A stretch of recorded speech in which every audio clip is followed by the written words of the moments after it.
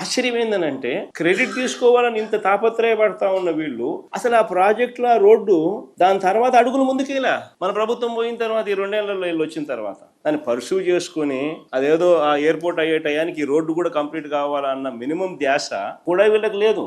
ఈరోజు airport complete అవుతా ఉంది, నెలలో బహుశా ఫ్లైట్స్ కూడా టేక్ ఆఫ్ అవుతాయి. పరిస్థితి చూస్తే రోడ్డు కనెక్టివిటీ కుంటు రోడ్డే ఇప్పటికి అయిపోయి ఉండాలి మామూలుగా అయితే. ఆ స్టేజ్ నుంచి 2 సంవత్సరాల టైం ఉన్నది చంద్రబాబు నాయుడుకు. ఈ ప్రాజెక్టు ఒకవైపున చకచకా పనులు జరుగుతూ ఉన్నాయి, ఓ పక్క రోడ్డు మీద కూడా ధ్యాస పెట్టిందంటే ఇది అయిపోయే లోపల అది కూడా అయిపోయి ఉంటుంది. కనీసం ఆ పని కూడా పరిస్థితి కూడా చేయలే. కానీ చంద్రబాబు నాయుడు గారు ఏమంటాడు, క్రెడిట్ చోరీ, తాను తన సివిల్ ఏవియేషన్ మినిస్టర్ వీళ్ళ వల్లనే వచ్చింది అన్నట్టుగా బిల్డప్. అది వీళ్ళు ఏం చేసినారు, అది వీళ్ళు ఏమైనా చేసినారా? ఒక పర్మిషన్ తెచ్చినారా? ల్యాండ్ అక్విజిషన్ చేసినారా? కనీసం జరగాల్సిన పనులన్నా చేయించినారా? కనీసము చంద్రబాబు నాయుడు గారి మనస్తత్వం ఎలా ఉంటుందని అంటే క్రెడిట్ వితౌట్ కాంట్రిబ్యూషన్. అది చంద్రబాబు నాయుడు గారి మనస్తత్వం. ఎవడో చేస్తే క్రెడిట్ మాత్రం తాను తీసుకునే దానికి ఏమాత్రం సంకోచం లేకుండా, కళ్ళార్పకుండా అబద్ధాలు అడగలుగుతాడు.